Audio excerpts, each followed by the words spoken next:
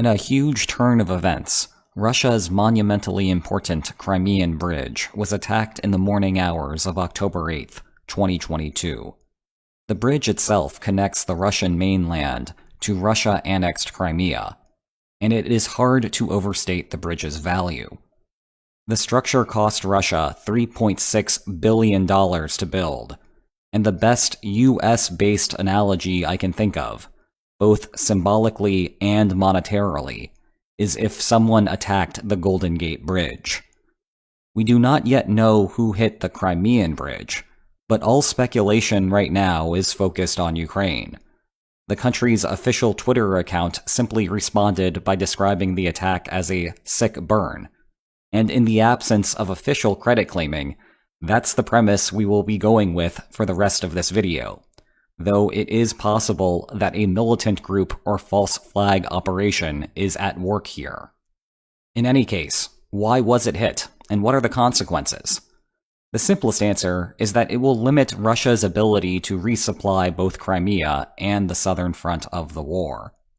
A logical next step is to attack past Kherson City and into the rest of the oblast, so as to make Crimea a de facto island for Russia once again. But there are deeper questions here as well. Fortunately, we have an easy reference for those. A few weeks ago, I published a video on the 10 reasons why Ukraine had not yet, emphasis on yet, destroyed the bridge. They were the military difficulty, civilian casualties, Ukraine's own value for the bridge, the one-time cost problem, devaluing the Crimean land bridge, monitoring, escape routes, population sorting, maintaining moderates, and tit-for-tat retaliation. Let's talk about what the attack means for each of these. As a starting point, the clearest answer to the original video's question appears to be the military difficulty. Ukraine could not hit the bridge with HIMARS artillery. Their lack of navy crossed that off, and planes would be risky. Apparently, the solution was to drive a truck with explosives and time the detonation to hit a fuel tanker on the parallel rail bridge. Success here required having Ukrainian agents operate inside of Russian-controlled territory and have some sense of the train schedules. The operation also solved the second concern about civilian casualties by timing the attack in the early morning hours on a Saturday, when few cars would be on the road. The remainder of these points illustrate how the bridge's destruction will come with a number of indirect costs to Ukraine. So let's briefly discuss each of them, starting with Ukraine's value. A section of the bridge has already come down, and the rest might have sustained too much damage to still operate without significant repairs. It might very well be inoperable as long as the war continues, but could be a relatively simple fix afterward. That is good news for Ukraine, because it would allow Ukraine to rapidly regain much of the value of the bridge if Kyiv were to succeed in retaking Crimea. Of course, all of this is very early speculation, from the source of the attack to the damage done. Russia has suggested that rail services would resume within 24 hours, suggesting that the problems are confined to the vehicle bridge. Keep that all in mind as we discuss the other issues related to the strait, including the one-time cost problem. If something like a bridge is permanently destroyed, then you cannot use it as future bargaining leverage against your coercive bargaining opponent. Imagine that this white line represents the expected division of territory from a fully fought war, and the space between the white and red lines is Russia's opportunity cost for continued fighting. Destroying the bridge shifts the red line closer. Now Russia is less inclined to make concessions to Ukraine. But if the bridge is easily repaired, most of the value for peace persists. Moreover, Ukraine still enjoys the benefits of a higher probability of victory now that Russia cannot use the bridge as a logistical hub. That pushes the red line with it, and it's almost all good news for Ukraine.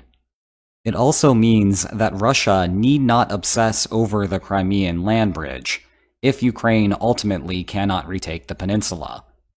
Moscow's troops could still retreat from those areas and hope to keep a Russian-held Crimean peninsula running as soon as the artificial bridge is reconstructed.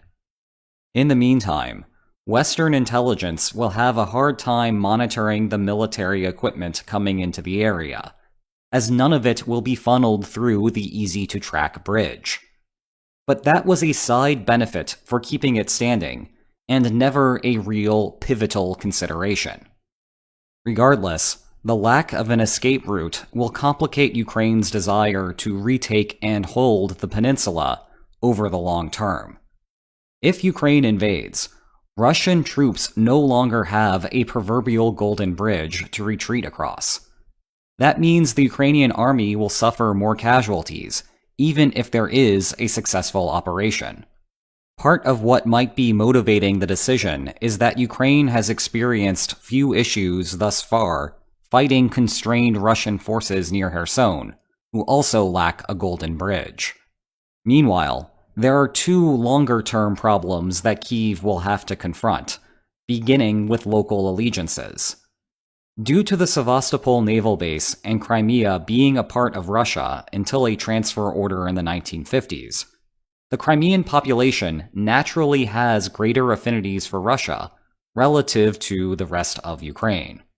However, it is possible that the bridge was standing for long enough that the Russian-friendly citizens sorted themselves back to Russia, leaving a greater share of Ukrainian-leaning citizens than at the start of the war. Post-recapture of Crimea, Ukraine will need to maintain the support of the moderates. These are the people with affinities in both directions. Their support requires that they have access to Russia, but that is easy to resolve if the bridge can be rebuilt quickly. Finally, the biggest problem Ukraine will experience in the short term is tit-for-tat retaliation. Russia undoubtedly will want to extract a price for the bridge's destruction. We know from the current battlefield that Moscow's response won't be to run offensive operations and push the line of control further west. Russian troops simply do not have that capability. Perhaps the attack will increase the Russian public's support for the war, though. This would allow for Putin to order a larger mobilization, and eventually Russia might have the strength to make that a possibility. But that's months away. In the shorter term, expect to see conventional retaliation in the form of bombs raining down on the western portions of Ukraine. And then there's the nuclear question. Putin previously threatened to use nuclear weapons to defend Russian territory, and by Russian law, Crimea has been Russia for the last 8 years. I would expect increased saber-rattling on that front, and one hopes it remains pure threats and not actual actions. What do you think will be the consequences of the destroyed bridge? Let me know in the comments. If you want to know more about how we got here, you will love my book that purely focuses on the causes of the war. Check below for more information on that. And if you enjoyed this video, please like, share, and subscribe, and I will see you next time. Take care.